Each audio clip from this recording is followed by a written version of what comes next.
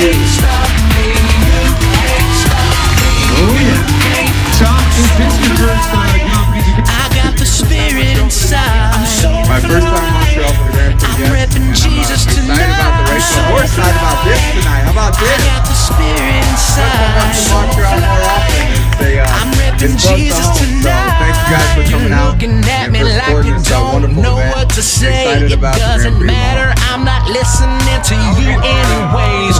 Don't be mad at my swag or my beautiful hair. I got 3 words for you. Favor ain't fair. But for the sake of this exercise, don't hesitate to scream. It's going to put a bit of pressure on him. Because the lower the score, the better it is for the championship, right? Okay, let's give you that. Are you ready? Let's go! Go! There we go! I'm so fly. I'm so fly. You gotta hit it really hard. Yeah, I'm so fly. Now everybody jump, jump, jump, jump, jump, jump, jump, jump, jump, jump, jump, jump, jump.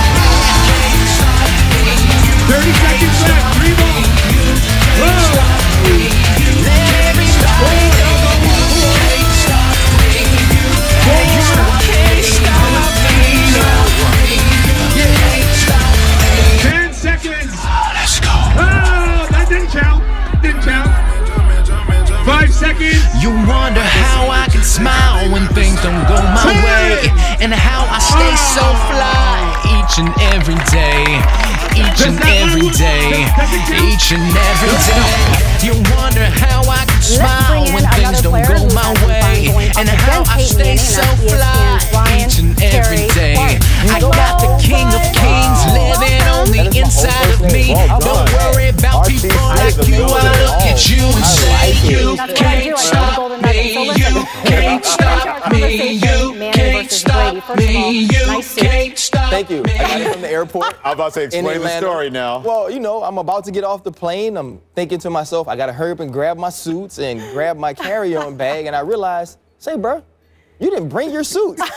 So I call the wife. I say, hey, babe, you think you can get it to me by the morning? She's like, no way. So I run to Brooks Brothers in the airport. I say, Mr. James, we got 5 minutes. Oh, well done. We got to find me something to wear. And so we figured it out. You know, I feel a little funny. It's a little different. Listen, it's all about the swagger. Just play the part. Okay, what I did, though, Freddie, I went and got a fresh cut this morning. There you go. So really, I'm focusing more on the hair. Nothing wrong with that. Suit. But if you could do this in 5 minutes, what would you have done in 15? I'm about to say oh, man, you just got to tune in, brother. All right. So listen, a lot of people are tuning in because of the Peyton Manning news. What's your reaction to him announcing his retirement? I think it's amazing.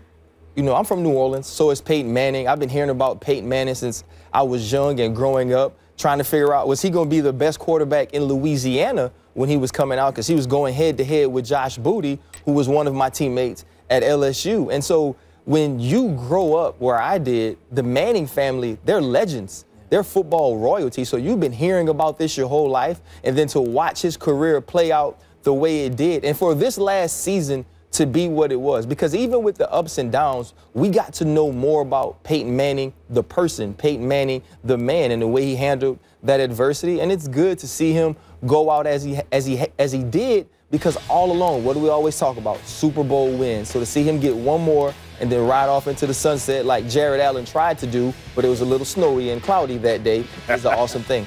Well, let me ask you this, because you know, there was some time between, of course, Denver winning the Super Bowl and then, of course, this announcement coming. From what I understand, the Peyton camp kind of tested the waters in regard to what teams out there might want his services. You and I were talking about the Texans in the break. Of course, there's Cleveland looking for a quarterback. It's a number of teams. But no one is really knocking on his door. And a lot of people feel Denver won the Super Bowl in spite of Peyton. Right. Is this can't come as a surprise to you? No, I wasn't surprised at all. I actually called for it and hoped for it after the Super Bowl and even before, when I was saying that he should play instead of Brock Osweiler. I thought he should get the chance to win this Super Bowl, get this opportunity with the team built to do it. But I think he should sit it down, and you want him to. I don't want to see Michael Jordan with the Washington Wizards. I don't want that. I want to see Peyton Manning go out as he did, be remembered as he will be, and I think he made the right decision for himself and really for any team he was going to go to. This is the best decision for Peyton Manning. So listen, our next question, if you had one game to win, who Tom would Brady. you choose? Whoa! Wow. I didn't even say the name. Didn't even get it out. Tom Brady. You would choose Tom Brady over Peyton Manning. And it's not even a question to me. It's just not something that you even think about. Is Peyton Manning one of the all-time greats, maybe the greatest statistical quarterback of our era? It could be for a long time in the NFL, but Tom Brady, that's what he does. He wins games. He overcomes adversity. He's the type of guy you want to be in the foxhole with, and it's no... I hate these questions because it seems like a knock on the guy you don't pick. That's fair. It's not That's a really saying fair I point. wouldn't go into a game, a big game to win with Peyton Manning, because I would, and I would be confident that we could win. But if you give me my pick, I pick the guy that plays up the road. Listen, if you don't like the question, you can blame our producers. So, you know. I don't mind Really? the question. Just saying. But I'm just kidding. The great thing Look at about that this forum is they give me so much I'm forum. They kidding. give me so much time to say things, and you guys been talking so long, so you've really given me the floor True. that I got it covered. You know what? I want, before I give you my pick, by the way, I agree with you, but before I back it up, who was the toughest to prepare for? Brady. It was? Brady was, because Peyton, here's Peyton. Peyton's job, Peyton's thing is intelligence, is getting his team in the right plays, is finding the right opportunities to score, but he didn't do a lot. You know, you saw a lot of the talking and you saw the hand gestures, so it made it seem like he was confusing, and he really wasn't. He was just extremely smart and meticulous about what he was doing. Every time we went into a game with Tom Brady, I was nervous because he was the only player that I felt like knew exactly where we were coming from, that we couldn't fool him on the fire zones. We couldn't fool him on our blitzes. Coach LeBeau had a tough time scheming him. So the one game where we come out and do things totally different than we ever had against the Patriots, we played amazing. We pressed them, played man under. They couldn't figure anything out. Every time we went into the game, like, hey, you know what? We're the best defense in the league. We're going to do what we do. Tom Brady hung up 30, 40, one time 55. Wow. And so he was a tougher quarterback for us to play because he understood how to find the spots and get it out of his hands. That's why I would take Tom Brady, because there's just something about guys like that. And like you said, it's not a knock against Peyton Manning. Everybody can't be on the same great level. I always hate the thing, well, he's not a first ballot Hall of Fame like so-and-so. Well, that so-and-so is all, it's just a different cat when it comes to the situation like that. But that's how Tom Brady makes any fan that's not a Patriots fan feel. He makes you nervous when your team goes against him. And that's not saying my team was not nervous against Peyton Manning, but as a Jets fan, you're nervous 2 times a year. I'll never forget the one time the Jets beat them in the playoffs and Mark Sanchez was the quarterback. You would have thought that the Jets won the Super Bowl. Because seriously, because nobody thought in a million years that Mark Sanchez would outplay that guy. Right. And he was able to do that on Tom Brady's home That was field. Rex's defense, okay? Okay, but Sanchez had more passing yards that game than Tom Brady. I remember. Mark Sanchez also beat Peyton Manning on the road in the playoffs as well. So Mark Sanchez gave you a shout out. But last one he's ever going to get on this show. But I'm with you. That's the genius to me of a guy like that. That's why I would take him over Peyton Manning. You never feel comfortable. Even in the AFC Championship game, they're dragging him around like a rag doll. If he goes to Rob Gronkowski in the end zone with one-on-one coverage and not force it, where I thought he saw ghosts of Von Miller and DeMarcus Ware, that game's tied going in overtime. And who would you take in that situation? You're taking Tom Brady. That's a perfect point. He always makes me nervous. How about you, Both your arguments are very convincing, especially Ryan's, because he's got that sharp Brooks Brothers outfit. 5 minutes. Talk about the haircut. The cut didn't take 5 minutes, though. The suit, 5 minutes. We give you props. But at the Brooks height, Brothers and advertise? If they're not, they should be. Hey, holla at me, guys. I'm serious. Work this thing. I'm getting Figure this thing out. RTC line. at the height of their careers, I'm going with Peyton. I mean, listen, Oh, wow. I know Tom Brady went to 6 Super Bowls, right? And still counting, okay? I was at 2 of them, and I still see him losing to Eli Manning, not once, but twice. Right. Peyton Manning, I think the intellect, what I found very interesting about your answer was that you felt like Tom Brady always knew where you guys were going to be, not so much with Peyton Manning, and I thought that was really good perspective. But I still think with Peyton Manning at his height of his career, I just felt like he knew what the defense was going to do, and I felt the defense was going to have to adjust to him and whatever changes he was going to make. I remember, like, talking to Ray Lewis one time. Ray Lewis was like talking about the chess match between him and Peyton Manning. I think if it's just one game to win, we're not talking about building a franchise around him or anything, just one game to win, I think I'm going with Peyton Manning.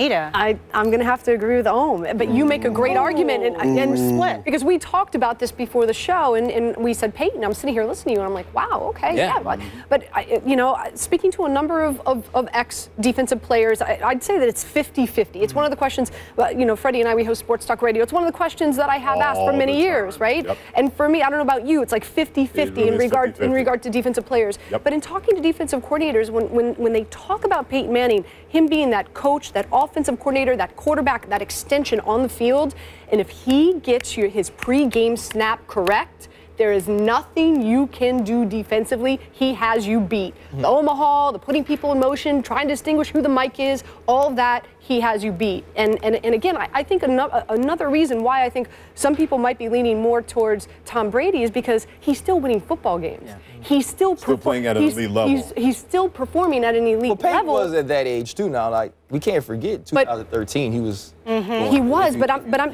it's all. Isn't it like, what have you done for me lately? You know what I mean? And what the deterioration that we've seen from Peyton, especially this year with like Benjamin Brock comes in, Peyton, you know, it's just, I think that perception is we are here right now, is that, wow, so people have Tom Brady one step up on Peyton Manning. Well, I think there's a difference. You said that. something interesting to me. He was like, this is not who you want to build a franchise around. It's about one game. Yeah. See, I go opposite with that. Me too. Right? If I wanted to build my franchise, I picked Peyton first. I'm with you. I think Peyton had the pedigree. I believe he had a higher skill set than what Tom Brady has if I wanted to build my franchise. But when you're talking about a guy who I feel like when the game's on the line, when it's an important game, who will stare down the barrel. And I've said myself, Tom Brady does see ghosts. Like, I've seen him pass out and faint sometimes when people are rushing him. But when Tom Brady has to stand in there and make plays, he makes plays. And if we go to some of those Super Bowls you talked about, I remember early, I was like, Tom Brady's just along for the ride.